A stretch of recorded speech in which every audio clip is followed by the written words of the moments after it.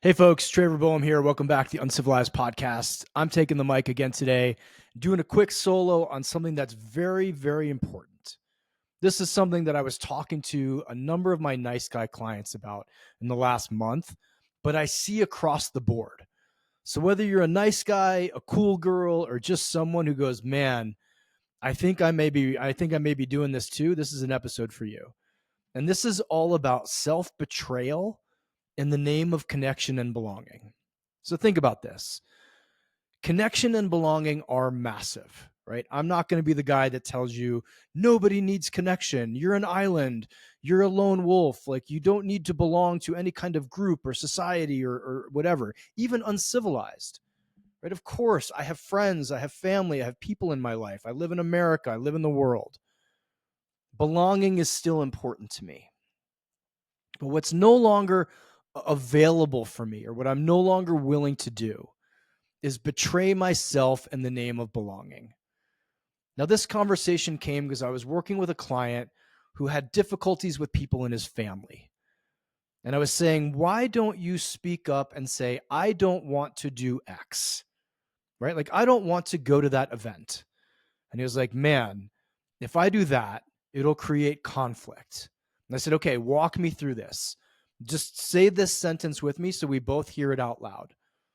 I'm not willing to tell my family I don't want to go to an event so that I don't create conflict, so I don't experience the feeling of discomfort or rejection from my family. So thus I will betray myself in the name of belonging and connection. And I had him write that sentence out and say it aloud. And then he went, Jesus Christ. I was like, I know, right? When you see it in front of you like that, it's pretty damning, isn't it? Because how many of us are like, coaching or the spiritual world is like, you'll never self-betray yourself. You'll never betray yourself. Like this very fluffy idea, which without talking about why or without talking about that there's real world consequences. So take that sentence that I just gave you and apply it to wherever you are allowing yourself to not show up. So often it's I will do something or I won't do something so that I don't have to experience something else, so that I don't have to feel something I don't want to feel. And I do all of that in the name of connection and belonging. Right? I will betray myself in the name of connection and belonging. I can personally think back, and I know this was when I was much younger. I did not want to go on spring break in college. I don't know about you guys, but it just sounded terrible. It was like, we're going to go to a foam party. We're going to go pretend like it's, MTV used to be a thing in my day, like a big pool party where everybody's just like drunk and like boom, boom, boom, like blah, blah. There's all this loud music. I was like, this sounds terrible. I'm not into big crowds. I'm not into loud parties with strangers. Like I didn't want to do any of it. But what do you know? All my friends were doing it. All the guys on the water polo team were doing it. So of course I was like, yeah, this sounds great. And I paid a couple $1,000s to fly to Cancun and have this week spent drunk as a skunk, bored out of my mind, not having a good time, but pretending I was like, oh, this is the best days of our lives, all in the name of connection and belonging with that group. If I could go back in hindsight and go back to being like 21-year-old me, I'd say, guys, go have a great time. I love you. I'll be back here. You'll be back here in a week. I'll be back here in a week. I'm going to go surfing for a week. I'm going to go scuba diving for a week. I'm going to go camping for a week. I'm going to go to a meditation center for a week. I'm going to go learn how to make knives or do shibari or, I wasn't into that shit then, but I was into something. I will not betray myself in the name of connection and belonging. I think that's such a big part of I know it's such a big part of becoming uncivilized. Right? And I've had people ask me, I need to do jujitsu to be uncivilized? I'm like, do you want to do jujitsu? If you don't want to do jujitsu, don't do jujitsu. Do salsa dancing, do poetry reading, do lumberjacking. I don't know, race cars, race motorcycles. Like do the thing that you want to do with your life and then see who stays in it. And this isn't just about hobbies, right? Having a hard conversation with someone is risking connection and belonging if you come from a family or come from a system where bringing anything forward cut that connection. Does that make sense? That's why so many of us, it isn't about jiu-jitsu, it isn't about surfing, it isn't about shibari. It's about speaking to our partners. It's about speaking to our friend groups. It's about saying this one magical sentence: I'm actually not happy right now with how things are. It's saying that to our coworkers, saying that to our bosses, saying that to the people in the mirror. All of you watching this on YouTube, you can see me. All of you listening, go tell the person in the mirror, hey, I'm not happy. I don't want this. And then orient your life. Here's the magic. Here's like the right turn in this conversation. Like, cool. All right, what do I do now?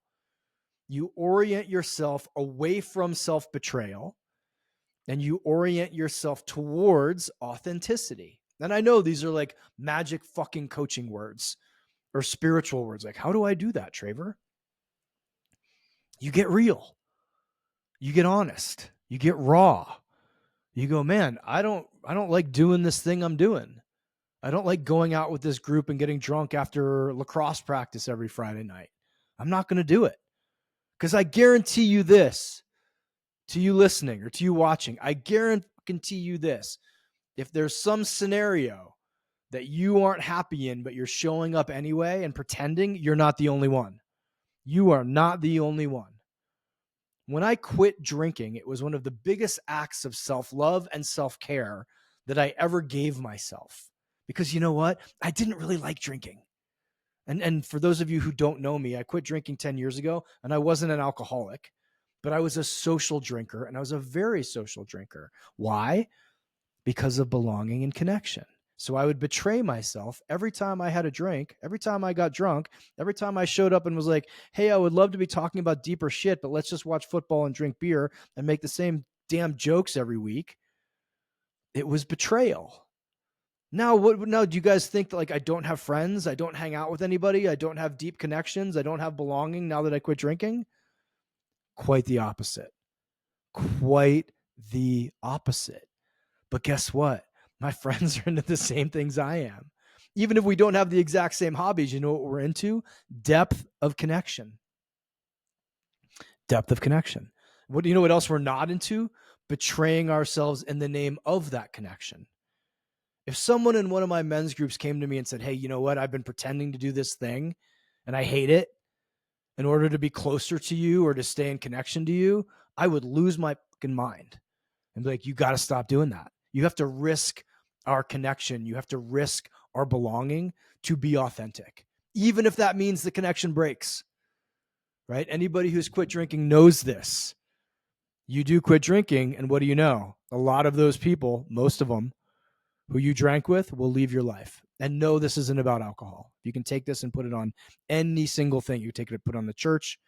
You can put it on the job you have. You can even take it about the difficult conversations in your relationships. So here's the final takeaway. I'll wrap this up. I want you to no longer betray yourself in the name of belonging and connection. I want you to take the very terrifying risk of saying to the world, saying to God, saying to the universe, saying to the beautiful person in the mirror, if it's just you and I for the rest of our lives, but we're living the life we want, I'll take that. That's just the risk. I guarantee you it won't happen. That there are other people who are just as weird and into the same shit you are, or open to actually hearing the depth of your truth, the depth of what's real in your relationship, the things that bug you and the things that don't. I guarantee you, not only will you have deeper and more connected relationships, you will have more relationships. Okay, I'm wrapping it up here. Folks, if you're watching on YouTube, please like, subscribe, put a comment down below. If you're listening to this anywhere else, if you wouldn't mind, we're still growing the podcast, leave a review, and more importantly, share this episode, whether you're watching or listening, with one person in your life. I love you. Go have a kick-ass day. Go be uncivilized. Do you want to help support the podcast? I know you do. Perfect. Here's how. Please take 12 seconds, scroll down, slap us with a 5-star review, and share this episode with one person in your life. Think about this. You tip your bartender, and he serves you poison. And all I'm doing is pouring soul-stirring truth right into your ears. And if you haven't gotten a chance to grab one of my books, please get a hold of Today I Rise, snag a copy of Man Uncivilized, or get yourself some 28 Days in Darkness.